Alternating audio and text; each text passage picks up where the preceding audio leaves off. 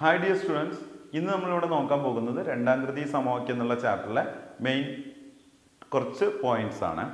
ഈ പോയിന്റ്സിന് കുറച്ചും കൂടി ഒരു പ്രത്യേകത ഞാൻ പറയട്ടെ. ഈ പോയിന്റ്സ് നിങ്ങൾ പഠിച്ചു കഴിഞ്ഞാൽ നമുക്ക് രണ്ടാം കൃതി സമവാക്യത്തിൽ ഒരുപാട് കാര്യങ്ങൾ ക്വസ്റ്റ്യൻസ് നമുക്ക് വേഗത്തിൽ വർക്കൗട്ട് ചെയ്യാൻ കഴിയും. അപ്പോൾ അതുകൊണ്ട് ഞാൻ ഈ പറയുന്ന കാര്യങ്ങൾ നിർബന്ധമായും പഠിച്ചേ പറ്റൂ. എന്തെല്ലാമാണ് പഠിക്കേണ്ടത്? വളരെ ഇമ്പോർട്ടൻ്റ് ആയ കാര്യങ്ങളാണ് ഞാൻ പറയുന്നത്. രണ്ട് സംഖ്യകളുടെ വ്യത്യാസം 10 എന്ന് പറഞ്ഞു കഴിഞ്ഞാൽ ഞാൻ വ്യത്യാസം എന്ന് മാത്രമേ എഴുതുന്നുള്ളൂ. രണ്ട് സംഖ്യകളുടെ നിങ്ങൾ കൂട്ടിച്ചേർക്കണം. രണ്ട് സംഖ്യകളുടെ വ്യത്യാസം 10 എന്ന് പറഞ്ഞു കഴിഞ്ഞാൽ ഒരു സംഖ്യ എക്സും ഒരു സംഖ്യ നിങ്ങൾ എക്സ് പ്ലസ് 10ഉം എടുക്കണം. എക്സ് എക്സ് മൈനസ് 10 എന്ന് എടുത്താലും തെറ്റല്ല. അപ്പോൾ രണ്ട് സംഖ്യകൾ എന്ന് പറഞ്ഞാൽ എക്സ് വൈ എന്നാണ് നമ്മൾ എടുക്കുക. രണ്ട് സംഖ്യകളുടെ വ്യത്യാസം എന്ന് പറഞ്ഞാൽ ഒന്ന് എക്സ് ആണെങ്കിൽ ഒന്ന് എക്സ് പ്ലസ് 10. രണ്ട് കുട്ടികളുടെ വയസ്സുകളുടെ വ്യത്യാസം 10 ആണെന്ന് പറഞ്ഞാൽ ഒരാൾക്ക് എക്സ് ഒരാൾക്ക് എക്സ് പ്ലസ് 10, ഒരാൾക്ക് എക്സ് അല്ലെങ്കിൽ ഒരാൾക്ക് എക്സ് മൈനസ് 10 എടുക്കാം. പറയുന്നത് മനസ്സിലാവുണ്ടോ? വ്യത്യാസം 5 എന്ന് പറഞ്ഞാൽ എങ്ങനെ പറയും നമ്മൾ? ഒരു സംഖ്യ എക്സ് മറ്റേ സംഖ്യ എക്സ് പ്ലസ് 5, അല്ല എങ്കിൽ ഒരു സംഖ്യ എക്സ് ഒരു സംഖ്യ എക്സ് മൈനസ് 5. അപ്പോൾ വ്യത്യാസം 5 ആയ രണ്ട് സംഖ്യകൾ, വ്യത്യാസം 10 ആയ രണ്ട് സംഖ്യകൾ, വ്യത്യാസം 20 ആയ രണ്ട് സംഖ്യകൾ എന്നൊക്കെ പറഞ്ഞു കഴിഞ്ഞാൽ നിങ്ങൾക്ക് പെട്ടെന്ന് നാവിൽ ഇങ്ങനെ വരണം. ഓക്കെ, അടുത്ത രണ്ടാമത്തെ കാര്യം, ഇതൊന്നാമത്തെ പോയിന്റ്. രണ്ടാമത്തെ കാര്യം വളരെ ഇമ്പോർട്ടൻ്റ് ആണ്. തുക 10 ആയ രണ്ട് സംഖ്യകൾ. ഇത് പറഞ്ഞത് വ്യത്യാസമാണ്. അതിൻ്റെ തൊട്ട് താഴെ ഞാൻ തുക എഴുതാൻ ഒരു കാരണമുണ്ട്. തുക 10 എന്ന് പറഞ്ഞു കഴിഞ്ഞാൽ ഞാൻ ഒരു എക്സാമ്പിൾ പറയട്ടെ. ഈ രണ്ട് കുട്ടികൾ ഒരു ആൺകുട്ടി ഒരു പെൺകുട്ടി, ഇവർക്ക് രണ്ടു പേർക്കും കൂടി 20 വയസ്സാണ്. ഒരാൾക്ക് 8 വയസ്സാണെങ്കിൽ മറ്റേ ആൾക്ക് എത്ര വയസ്സ്? 20ൽ നിന്ന് 8 കുറച്ചിട്ടല്ലേ നിങ്ങൾ പറയാം 12 വയസ്സ് എന്ന് പറയാം. അതുപോലെ തന്നെ ഞാൻ ചോദിക്കട്ടെ, ഇവർക്ക് രണ്ടുപേർക്ക് 20 വയസ്സ് അല്ലെങ്കിൽ ഇവരുടെ വയസ്സുകളുടെ തുക 20ആണ്. ഇവരുടെ വയസ്സുകളുടെ തുക 20ആണ്. ഒരാൾക്ക് എക്സ് വയസ്സാണെങ്കിൽ പെട്ടെന്ന് കുട്ടികൾ പറയുന്നത് കേൾക്കാം എക്സ് മൈനസ് 20. അങ്ങനെയല്ലല്ലോ, ഇവിടെ നമ്പർ കൊടുത്തപ്പോൾ നിങ്ങൾ എങ്ങനെയാണ് പറഞ്ഞത്? ഒരാൾക്ക് 8 വയസ്സാണെങ്കിൽ മറ്റേക്ക് 8 കുറയ്ക്കണ 20 അല്ലല്ലോ നിങ്ങൾ പറയണത്, 20 കുറയ്ക്കണ 8. അതേപോലെ തന്നെ ഇവിടെയും പറയണം, ഒരാൾക്ക് എക്സ് എടുത്താൽ മറ്റേക്ക് 20 മൈനസ് എക്സ്. 20 minus X. അപ്പോൾ തുക 10 എന്ന് പറയുമ്പോൾ ഒന്ന് എക്സ് ഒന്ന് 10 മൈനസ് എക്സ്. തുക 10 എന്ന് പറയുമ്പോൾ ഒന്ന് എക്സ് ഒന്ന് 10 മൈനസ് എക്സ്. തുക 20 എന്ന് പറയുമ്പോൾ ഒന്ന് എക്സ് ഒന്ന് 20 മൈനസ് എക്സ്. തുക 40 എന്ന് പറയുമ്പോൾ ഒരു സംഖ്യ എക്സും ഒരു സംഖ്യ 40 മൈനസ് എക്സും. നമുക്ക് അടുത്ത പോയിന്റ് നോക്കാം. അടുത്ത പോയിന്റ് പറയട്ടെ. അടുത്തടുത്ത എണ്ണൽ സംഖ്യകൾ, അടുത്തടുത്ത രണ്ട് എണ്ണൽ സംഖ്യകൾ. അടുത്തടുത്ത എണ്ണൽ സംഖ്യകൾ എന്ന് പറഞ്ഞാൽ ഒന്ന് എക്സ് ഒന്ന് എക്സ് പ്ലസ് 1. ഒന്ന് വീതം കൂട്ടിപ്പോയാൽ മതി. X X plus 1. അടുത്ത എണ്ണൽ സംഖ്യ വേണമെങ്കിൽ X plus 2, X plus 3, X plus 4 അങ്ങനെ പോകാം. അടുത്തടുത്ത എണ്ണൽ സംഖ്യകൾ എഴുതാൻ പറഞ്ഞാൽ നിങ്ങൾ എക്സ് എക്സ് പ്ലസ് 1 എന്ന് എഴുതണം. വളരെ ഇമ്പോർട്ടൻ്റ് ആണ്. ഇതൊക്കെ ഓരോ പ്രോബ്ലംസ്, നമുക്ക് വലിയ മാർക്കിനുള്ള പ്രോബ്ലംസ്. ഞാൻ ഒരു എക്സാമ്പിൾ പറയാം. അടുത്തടുത്ത രണ്ട് എണ്ണൽ സംഖ്യകളുടെ വർഗ്ഗങ്ങളുടെ തുക 100ആണ്. സംഖ്യകളേവ. അങ്ങനെ എത്രയെല്ലാം മോഡൽ ക്വസ്റ്റ്യൻസ് നമുക്കിവിടെ ചോദിച്ചിട്ടുണ്ട്.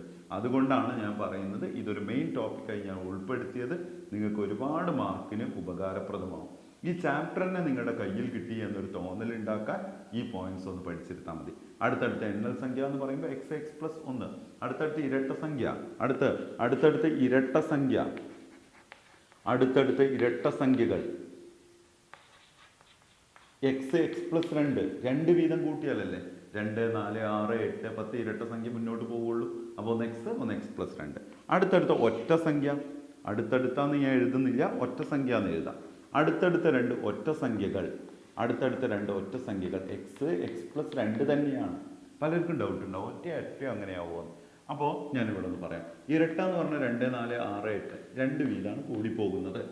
ഒറ്റ എന്ന് പറഞ്ഞാൽ 1, 3, 5, 7 2 വീതം തന്നെയല്ലേ കൂടുന്നത്. 2 വീതം തന്നെയാണ് കൂടുന്നത്. ഒറ്റ എന്ന് പറഞ്ഞാലും ഇരട്ട എന്ന് പറഞ്ഞാലും 2 വീതമാണ് കൂടിപ്പോകുന്നത്. അടുത്ത പോയിന്റ്, ആറാമത്തെ പോയിന്റ്, 5ന്റെ ഗുണിതങ്ങളായ അടുത്തടുത്ത രണ്ട് സംഖ്യകൾ. 5ന്റെ ഗുണിതങ്ങൾ എന്ന് ഞാൻ എഴുതാം. 5ന്റെ ഗുണിതം, 6ന്റെ ഗുണിതം, 7ന്റെ ഗുണിതം, 8ന്റെ ഗുണിതം, അങ്ങനെ എന്തും പറയാം. 5, 10, 15, 20 ആണ് 5ന്റെ ഗുണിതങ്ങൾ എന്ന് പറഞ്ഞാൽ. 5, 10, 15, 20, 25 5 വീതം കൂടി പോവല്ലേ. അപ്പോൾ 7ന്റെ ഗുണിതം എന്ന് പറഞ്ഞാൽ 7 വീതം കൂടി പോവുക. 10ന്റെ ഗുണിതം എന്ന് പറഞ്ഞാൽ 10 വീതം കൂടി പോവുക. 5ന്റെ ഗുണിതങ്ങൾ എന്ന് പറഞ്ഞാൽ X X plus 5, X plus 10, X plus 15 അങ്ങനെ നിങ്ങൾക്ക് എഴുതി പോകാം. അടുത്ത പോയിന്റ് ഞാൻ പറയട്ടെ. അടുത്തടുത്ത ഒറ്റ സംഖ്യ ഏതാണ്? X X plus 2. ഇരട്ട എക്സ് എക്സ് പ്ലസ് 2. എണ്ണൽ സംഖ്യ എക്സ് എക്സ് പ്ലസ് 1 എണ്ണൽ സംഖ്യ ആകുമ്പോൾ തുക 10 ആണ് പറയുമ്പോൾ എക്സ് 10 മൈനസ് എക്സ്, വ്യത്യാസം 10 പറയുമ്പോൾ എക്സ് പ്ലസ് 10 എക്സ് മൈനസ് 10 പറയാം. പിന്നെ പറഞ്ഞ 5ന്റെ ഗുണിതങ്ങൾ. അടുത്ത പൊതുവ്യത്യാസം 7 ആയ അടുത്തടുത്ത രണ്ട് സംഖ്യകൾ എന്ന് പറയുമ്പോൾ എക്സ് പ്ലസ് 7. വേറൊരു കാര്യം കൂടി പറയട്ടെ. നിങ്ങളുടെ രണ്ടാകൃതി സമവാക്യം എന്നുള്ള ഈ ചാപ്റ്ററിൽ ഒന്നാമത്തെ പാഠത്തിലെയും രണ്ടാമത്തെ പാഠത്തിലെയും ക്വസ്റ്റ്യൻസ് എല്ലാം കയറി വരാം. തുക തന്നിട്ട് എണ്ണം കാണാൻ സമാന്തര ശ്രേണിയിലെ ചോദ്യങ്ങൾ നിങ്ങൾക്ക് രണ്ടാകൃതിയിലേക്ക് വരാം. അതുപോലെ തന്നെ വൃത്തങ്ങളിൽ ചില ചോദ്യങ്ങൾ അത് കാണുമ്പോൾ നിങ്ങൾക്ക് മനസ്സിലാവും. 7ാമത്തെ ചോദ്യം പൊതുവ്യത്യാസം 7 ആയ ഒരു ശ്രേണിയിലെ അടുത്തടുത്ത രണ്ട് സംഖ്യകൾ എന്ന് പറഞ്ഞാൽ ഒന്ന് എക്സും ഒന്ന് എക്സ് പ്ലസ് 7ഉമാണ്. അടുത്ത പോയിന്റ് നോക്കാം. അടുത്തത് ഞാൻ പറയുന്ന പ്രധാന പോയിന്റ് എന്ന് പറഞ്ഞാൽ ഒരു സംഖ്യയും അതിൻ്റെ വ്യുൽക്രമവും വളരെ ഇമ്പോർട്ടൻ്റ് ആട്ടോ. ഒരു സംഖ്യ വ്യുൽക്രമം ചോദ്യങ്ങൾ ഞാൻ ഓർമ്മിപ്പിച്ചു തരാം. ഒരു സംഖ്യയുടെയോ അതിൻ്റെ വ്യുൽക്രമത്തിൻ്റെയും തുക 3/2 സംഖ്യകളേവ. ഒരു സംഖ്യയുടെയും അതിൻ്റെ വ്യുൽക്രമത്തിൻ്റെയും വ്യത്യാസം 1/2 സംഖ്യകളേവ. ഒരു സംഖ്യയുടെയും അതിൻ്റെ വ്യുൽക്രമത്തിൻ്റെയും തുക ഇത്രയാകുമോ? ഒരു സംഖ്യയുടെയും അതിൻ്റെ വ്യുൽക്രമത്തിൻ്റെയും വ്യത്യാസം ഇത്രയാകുമോ? എന്തെല്ലാം ചോദ്യങ്ങൾ ഇതെല്ലാം മുൻ വർഷങ്ങളിൽ ചോദിച്ചിട്ടുള്ള സ്ഥിരമായി ചോദിക്കാറുള്ളതാണ്. ഒരു സംഖ്യ അതിൻ്റെ വ്യുൽക്രമം എന്ന് പറയുമ്പോൾ ഒന്ന് എക്സ് ആണെങ്കിൽ അതിൻ്റെ വ്യുൽക്രമം 1/x. ഒരു സംഖ്യ എക്സ് അതിൻ്റെ വ്യുൽക്രമം 1/x. ഒരു സംഖ്യ വ്യുൽക്രമം. അടുത്തത് ഒരു ചതുരത്തിൻ്റെ ചുറ്റളവ് പരപ്പളവ് വളരെ ഇമ്പോർട്ടൻ്റ് ആണ്. ഒരു ചതുരത്തിൻ്റെ ചുറ്റളവും പരപ്പളവും തന്നു കഴിഞ്ഞാൽ നീളവും വീതിയും കാണാൻ. അതിന് ഞാനിപ്പോൾ ചുറ്റളവ് മാത്രം പറയാം. ഒരു ചതുരത്തിൻ്റെ ചുറ്റളവ് 20 സെൻറ്റിമീറ്റർ ആണെങ്കിൽ പറയുന്നത് ശ്രദ്ധിക്കൂ. 2 നീളവും 2 വീതിയും ചേർന്നതാണ് ചുറ്റളവ്. 2 നീളവും 2 വീതിയും ചേർന്നാൽ 20 സെൻറ്റിമീറ്റർ ആകുമെങ്കിൽ 1 നീളവും 1 വീതിയും ചേർന്നാൽ 10 ആവും. ഇതിൻ്റെ പകുതിയാവും. അങ്ങനെയാണെങ്കിൽ ഈ നീളത്തിൻ്റെയും വീതിയുടെയും തുക 10 ആകുമ്പോൾ ഒന്ന് എക്സ് ഒന്ന് 10 മൈനസ് എക്സ് എന്ന് കൊടുത്താൽ മതി. ഒരു ചതുരത്തിൻ്റെ ചുറ്റളവ് 30 എന്ന് പറയുമ്പോഴേക്ക് നിങ്ങളുടെ മനസ്സിലേക്ക് നീളവും വീതിയും എക്സ് 15 മൈനസ് എക്സ് എന്ന് പറയാൻ കഴിയണം. 30ൻ്റെ പകുതിയാണ് വെച്ചിട്ട് പറഞ്ഞാൽ മതി. ഒരു ചതുരത്തിൻ്റെ ചുറ്റളവ് 40 സെൻറ്റിമീറ്റർ എന്ന് പറഞ്ഞു കഴിഞ്ഞാൽ നിങ്ങളുടെ മനസ്സിലേക്ക് ആ ചതുരത്തിൻ്റെ നീളവും വീതിയും എക്സ് 20 മൈനസ് എക്സ് നോക്കൂ, 40ൻ്റെ പകുതി. ഒരു ചതുരത്തിൻ്റെ ചുറ്റളവ് 50 എന്ന് പറഞ്ഞാൽ എക്സ് 25 മൈനസ് എക്സ്. ഒരു ചതുരത്തിൻ്റെ ചുറ്റളവ് 100 എന്ന് പറഞ്ഞു കഴിഞ്ഞാൽ എക്സ് 50 മൈനസ് എക്സ്. ഇവിടെ ചുറ്റളവ് 20 സെൻറ്റിമീറ്റർ എന്ന് പറയുന്നതിന് പകരം ചില എക്സാമുകളിൽ ചോദിച്ചിട്ടുണ്ട് 20 cm നീളമുള്ള ഒരു കമ്പി വളച്ച് ചതുരമാക്കുന്നു. ആ ചതുരത്തിൻ്റെ പരപ്പളവ് ഇത്ര സെൻറ്റിമീറ്റർ ആണെങ്കിൽ നീളവും വീതിയും എത്ര? അപ്പോൾ 20 സെൻറ്റിമീറ്റർ നീളമുള്ള കമ്പി വളച്ച് ചതുരമാക്കുന്നു എന്ന് പറഞ്ഞു കഴിഞ്ഞാൽ അതാണ് ആ ചതുരത്തിൻ്റെ ചുറ്റളവ്.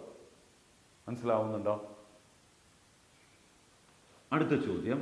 ഇനി ചതുരവുമായി ബന്ധപ്പെട്ട പല ക്വസ്റ്റ്യൻസും വരാറുണ്ട്. ഒരു ചതുരത്തിൻ്റെ നീളം വീതിയുടെ 2 മടങ്ങിനേക്കാൾ 3 കൂടുതൽ. അത് ഞാൻ ഫസ്റ്റ് ഇൻട്രൊഡക്ഷൻ വീഡിയോയിൽ പറഞ്ഞിട്ടുണ്ട്.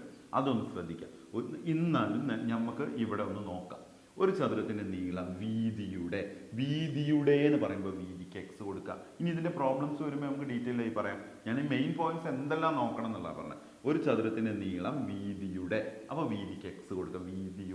വീതിയുടെ എന്ന് പറയുമ്പോൾ വീതിയുടെ 2 മടങ്ങിനേക്കാൾ 3 കൂടുതൽ, 3 മടങ്ങിനേക്കാൾ 2 കൂടുതൽ, 2 മടങ്ങിനേക്കാൾ 5 കൂടുതൽ, 3 മടങ്ങിനേക്കാൾ 5 കുറവ്. അങ്ങനെ വ്യത്യസ്തമായ രീതിയിൽ വന്നിട്ടുണ്ട് എന്ന് കാണിക്കാൻ വേണ്ടി തന്നതാണ് ഞാൻ.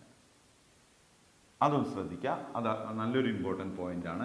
അടുത്ത ക്വസ്റ്റ്യൻ. ഒരു മട്ടത്രികോണം ലംബം പാദത്തേക്കാൾ 1 കൂടുതൽ. പാദത്തേക്കാൾ എന്ന് പറയുമ്പോൾ പാദത്തിന് എക്സ്.